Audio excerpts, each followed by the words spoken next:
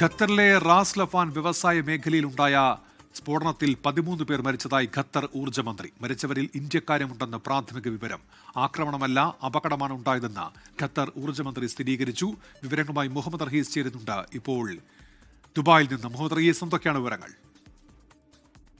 Unmesh, Qatar Ras Laffan വ്യവസായ മേഖലയിലെ gas ഫാക്ടറിയിൽ ഉണ്ടായ സ്ഫോടനത്തിൽ 13 പേർ മരിച്ചതായി ഖത്തർ ഊർജ്ജമന്ത്രി വ്യക്തമാക്കുന്നുണ്ട്. മരിച്ചവരിൽ ഇന്ത്യക്കാരും ഉണ്ടെന്നാണ് പ്രാഥമിക വിവരം. ഏതാണ്ടൊക്കെ സ്ഥിരീകരിച്ച് അത്തരത്തിൽ തന്നെ പറയാൻ കഴിയും.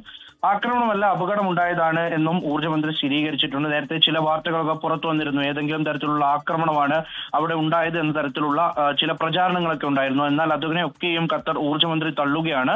13 പേരാണ് മരിച്ചത് എന്നുള്ള വിവരം പുറത്തു വരുന്നുണ്ട്. അതിൽ ഇന്ത്യക്കാരും പാകിസ്ഥാൻകാരും ഉൾപ്പെട്ടിട്ടുണ്ട് എന്നുള്ള വിവരം ആണ് പുറത്തു വന്നിട്ടുള്ളത്. മറ്റേതെങ്കിലും രാജ്യത്തുള്ളവർ മരിച്ചിട്ടുണ്ടോ, അല്ലെങ്കിൽ മരിച്ച ഇന്ത്യക്കാർ ഏതൊക്കെ സംസ്ഥാനത്ത് നിന്നുള്ളവരാണ് എന്നതിലൊരു സ്ഥിരീകരണമില്ല. 66 പേർക്ക് പരിക്കേറ്റതായും ഊർജ്ജമന്ത്രി വ്യക്തമാക്കുകയാണ്.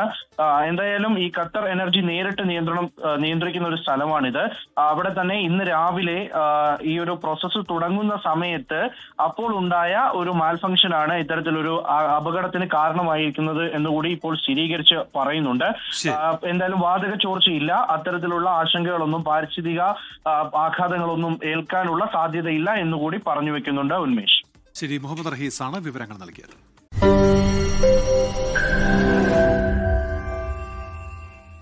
ലോകത്തെവിടെയായാലും ഏത് സമയത്തും 24 വാർത്തകളും ഓഗ്മെന്റഡ് റിയാലിറ്റി പാക്കേജുകളും എക്സ്പ്ലെയിനറുകളും വിശദമായി കാണാൻ ഞങ്ങളുടെ യൂട്യൂബ് ചാനൽ നിങ്ങൾക്ക് സബ്സ്ക്രൈബ് ചെയ്യാം.